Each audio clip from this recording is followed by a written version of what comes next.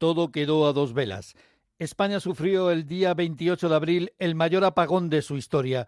Las causas se están investigando, aunque los expertos apuntan a un fallo de gestión de red eléctrica, un exceso de confianza en las renovables que representaban más del 70% del flujo eléctrico en el momento del derrumbe del sistema. Además, media hora antes ya se apreciaban anomalías en la frecuencia del suministro y, como siempre, España se polariza. Unos, el gobierno, apunta a los operadores privados sin querer asumir responsabilidades, ya que es él, el gobierno, quien controla al gestor del sistema, Red Eléctrica Española, nombra y cesa presidentes. Otros quieren nacionalizar hasta los electrones y los fotones, como por ejemplo Sumar. Algunos acusan a las fotovoltaicas de ser las culpables de todo, por ejemplo, la extrema derecha, y otros en especial, en el Ejecutivo, pues rechazan directamente las nucleares. Intentaremos aquí, en La Mirada Económica, profundizar en la cuestión.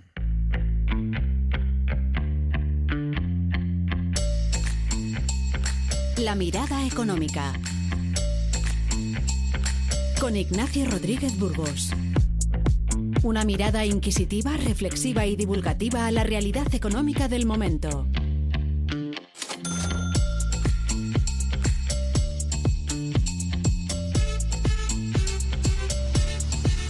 Andrés Sosnich, profesor de la Universidad Internacional de Valencia, muchas gracias por estar con nosotros en La Mirada Económica de Onda Cero.es. Un placer, espero estén bien y bueno, acá para responder a vuestras preguntas. Bueno, ¿dónde está el origen del apagón del pasado lunes, del día 28? ¿Cuáles son las principales hipótesis que hay que tener en cuenta? Bueno, en principio todavía no se ha confirmado, supongo que están investigando el origen fehaciente del apagón. Se está especulando de que hubo digamos, como que la red se descompensó por una oscilación de frecuencia, porque, a ver, cuando se va generando una demanda estrepitosa de la electricidad, van entrando distintas parques incorporando energía al sistema.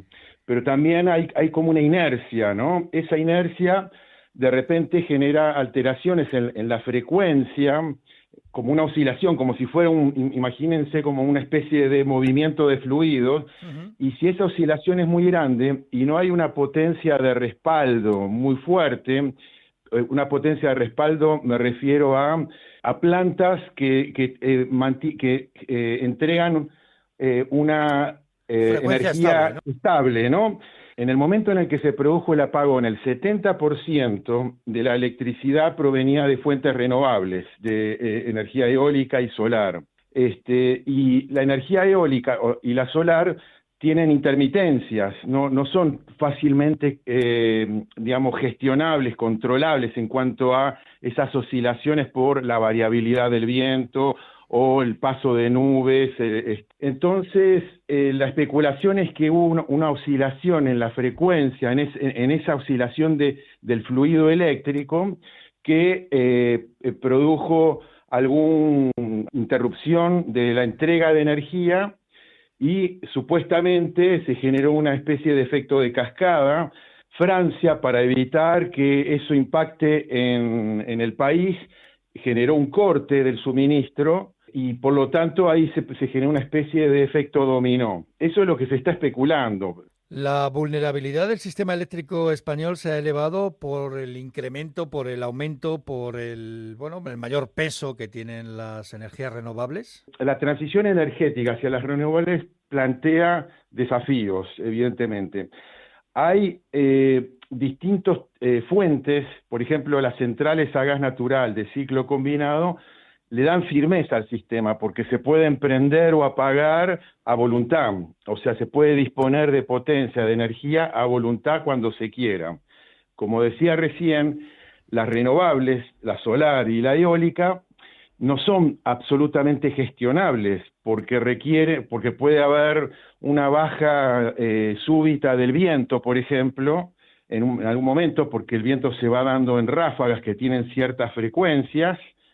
Y esa esa oscilación plantea un desafío, que es, digamos, que la gestionabilidad de todo el sistema esté asentado en una cierta firmeza que casualmente, como decía recién, en el momento en que se dio el apagón, la potencia era principalmente renovable. Y lo que se requiere es tener mucho más potencia firme y que los ajustes del sistema que se puedan dar en situaciones de bajas súbitas, como decía, se pueda responder con velocidad, digamos, a esos cambios que pueden darse. ¿España puede mantener la red sin las centrales nucleares de respaldo? O sea, que solamente el respaldo de esas fuentes estables solamente sean el gas y la hidráulica. La energía nuclear tuvo su desprestigio, sabemos el accidente en Chernobyl, Fukushima, Three Mile Island, fueron episodios que desprestigiaron a las nucleares, y eso generó una oleada o una tendencia al desmantelamiento de las centrales nucleares, como pasó en Alemania. Y acá en España hay 7 centrales nucleares que también tienen un cronograma de desmantelamiento, pero que, dadas las circunstancias actuales, yo creo que no se va a dar, y particularmente por el tema de que los centros de datos y la inteligencia artificial está generando una demanda de energía enorme, o las tendencias futuras van a ser de una demanda creciente. Y la energía nuclear evidentemente le da firmeza al sistema, porque la disponibilidad de energía es permanente, se puede disponer en cualquier momento, en cualquier horario, y con mucha estabilidad. Entonces, en mi opinión particular, no habría que abandonar proyectos nucleares. Incluso yo no estaría en contra de que haya nuevos proyectos. Obviamente las condiciones de seguridad, las condiciones de las centrales y las condiciones en las que se resguarda después el combustible nuclear obsoleto, tiene que mantenerse con los máximos estándares de seguridad, y hoy hay capacidad como para que, digamos, la energía nuclear esté disponible a la orden del día y segura, ¿no? Mi mirada es a favor de la energía nuclear, pero bueno, sabemos que hay también opiniones en contra, ¿no?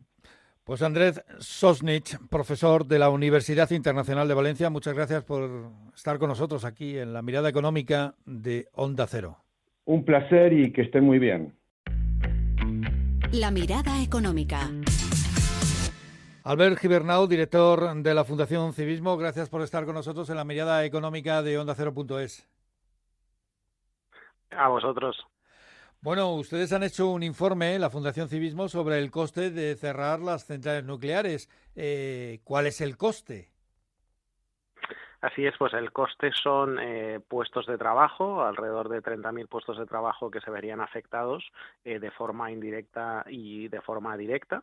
También un incremento del precio de la energía, porque la energía nuclear establece una base energética que requiere nuestro país, es una base de energía enchufada a la red, por decirlo así, de forma constante, porque no depende del viento, simplemente depende de encender o no encender los reactores, pero es una energía bastante estable, fiable, y que además la parte importante de su coste de producción, que son las propias centrales nucleares, ya están prácticamente en su totalidad amortizadas, con lo que el coste diferencial de la energía que inyecta el sistema es muy económico.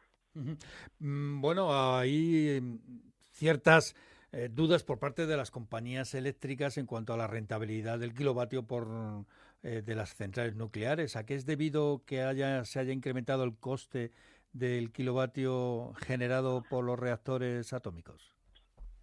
Mira, pues el coste está artificialmente incrementado por muchos impuestos que está soportando de forma artificial la energía nuclear. Para que os hagáis una idea, en los últimos 7 años se ha incrementado un 70% los impuestos que soporta la generación de energía nuclear, mientras que otras fuentes de energía se están viendo adulteradas o subvencionadas de forma artificial por el gobierno, con lo cual hace que sus precios sean relativamente más bajos a nivel final, pero está sufriendo el ciudadano un coste por esa generación energética renovable. O sea, es decir, la renovable no es tan rentable como acaba llegando a las facturas. Y la nuclear es mucho más rentable de lo que acaba llegando a las facturas. Pero la población, al menos después de lo que ocurrió en Chernóbil y en Fukushima, la población española mantiene ese rechazo que ha tenido con fuerza a la energía nuclear, ¿o ha ido cambiando de opinión con el tiempo? Ha ido cambiando con el tiempo, también por la lejanía de esos fenómenos, especialmente el de Chernóbil, que fue el más dramático por ser más próximo, y hace un par de semanas, antes de que ocurriera el apagón, el 67% de los españoles rechazaba cerrar las nucleares si esto encarecía la luz. O sea, es decir, que no quieren que se cierren las nucleares si esto implica pagar más por la energía. Y esto en la guerra arancelaria o en la guerra comercial con Estados Unidos es un hándicap, porque las empresas europeas y en especial las españolas están pagando una energía mucho más cara para su producción que no las empresas estadounidenses. O sea, es decir, que si lográsemos una energía barata y estable, seguramente seríamos mucho más competitivos de lo que lo somos ahora. A partir del 2027 está previsto el calendario de cierre, que se vayan, bueno, pues apagando las diferentes centrales nucleares que hay en nuestro país hasta que la energía del átomo desaparezca totalmente de España en el 2035. Hay cada vez más voces que piden que se extienda, que se prolongue la vida útil de las centrales nucleares. ¿Pero esto es seguro? Es decir, ¿están preparadas las centrales nucleares españolas para incrementar su vida útil más allá de 40 años? Están preparadas, pero se requiere tomar una decisión antes de este verano. ¿Por qué? Porque buena parte de los suministros que requieren para su funcionamiento las centrales nucleares se hacen con 18 meses de antelación. Estos 18 meses de antelación implica que tiene que tomarse una decisión antes de junio o julio de este 2025, con lo cual vamos a ver en los próximos 2 meses un debate muy importante en este sentido. Las centrales nucleares y las empresas responsables de la generación eléctrica en estas centrales ya han dicho que están dispuestas a prolongar la vida útil de estas centrales nucleares siempre que vaya acorde con una rebaja de los tributos que están soportando esta energía. No hay que olvidar que la energía nuclear desde hace unos meses está incluida dentro del mix de energía verde de la Unión Europea. Si la Unión Europea lo que pedía era que los países transicionasen hacia una energía verde y la energía nuclear se ha incluido dentro de la energía verde, no tiene sentido seguir avanzando en este cierre de nucleares cuando lo que comportará, y lo hemos visto ahora, es una mayor inestabilidad en el sistema energético español y una subida de precios, porque la energía nuclear es, en términos netos, si eliminamos todos los impuestos alrededor, es de las más baratas del mix español. ¿Cuánto representa en el mix? Ahora mismo la En el energía mix nuclear... depende del momento, pero está entre el 15, el 20, 25, o sea, es decir, no es un porcentaje muy elevado, pero sí que es el porcentaje que se conoce como suelo, o sea, es decir, es el porcentaje que te garantiza, por ejemplo, cuando no hay viento, cuando no hay sol, te garantiza la producción energética que requiere nuestro país. O sea, es decir, que es quizá en el mix no es tanto, pero sí que su papel es fundamental. Los críticos a la energía nuclear, entre los que hay muchísimos en el gobierno, porque bueno, pues defienden el cierre, hay algunos de ellos, argumentan que en España no hay un almacén centralizado de residuos nucleares. La última vez que se intentó por parte del gobierno fue con el PP de Rajoy en Cuenca y al final no se llevó a cabo, con lo cual eso puede ser un lastre para poder mantener abiertas las centrales nucleares. Puede ser un lastre, pero en el actual contexto de incertidumbre económica, seguro que hay espacios dispuestos a ese almacenamiento, ¿no? Y no hay que olvidar que el propio Partido Socialista en Extremadura es contrario al cierre de la central nuclear de Almaraz y se manifestó hace, creo que un par de meses, en contra del cierre del Partido Socialista de Extremadura, en contra del cierre de Almaraz. Los partidos nacionalistas que están apoyando al gobierno desde Cataluña, como son principalmente Esquerra Republicana, está en contra del cierre de las centrales nucleares catalanas.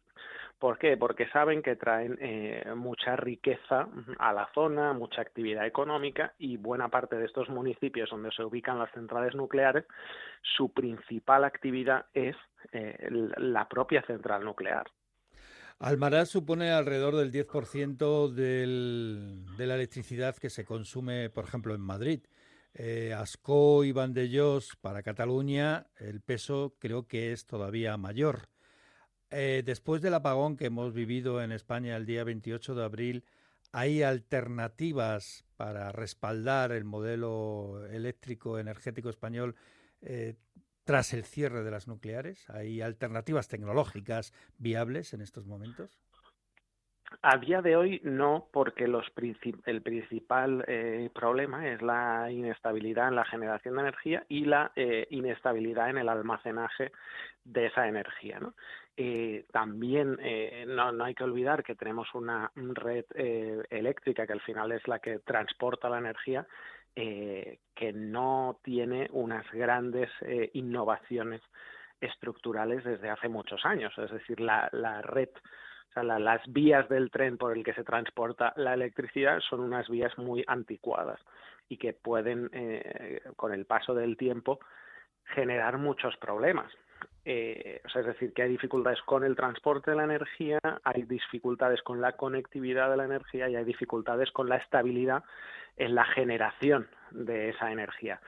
Las centrales nucleares sí que ofrecen una mayor previsibilidad y una mayor estabilidad tanto en la generación de energía como en la preparación del transporte de esa energía, porque sabes perfectamente qué cantidad de energía vas a generar en cada momento y qué cantidad de energía vas a tener que incorporar o que transportar a través del sistema. Uh-huh. Es decir, a día de hoy puede ser muy temerario y podemos ver episodios como los que vimos el lunes si desconectamos las nucleares e intentamos vivir de la energía de las renovables, ¿no? También estamos viviendo a nivel hidráulico un fenómeno que no vivíamos desde hace muchos años. Ahora las reservas de agua son relativamente altas, con lo que se puede generar mayor cantidad de energía con las presas, pero esto no ha sido siempre así. O sea, es decir, que si ha sucedido en un momento en el que la energía hidráulica tiene un peso importante porque tiene grandes reservas, cuando esta energía hidráulica, más previsible también que las renovables, que la fotovoltaica, etcétera, no tenga tanta capacidad, estaremos aún mucho más expuestos. Uh-huh. Pues Albert Gibernau, director de la Fundación Civismo, muchas gracias por acercarnos este informe del Centro de Análisis de Sostenibilidad del Modelo Económico. Muchas gracias, muy amable. A vosotros, muchísimas gracias.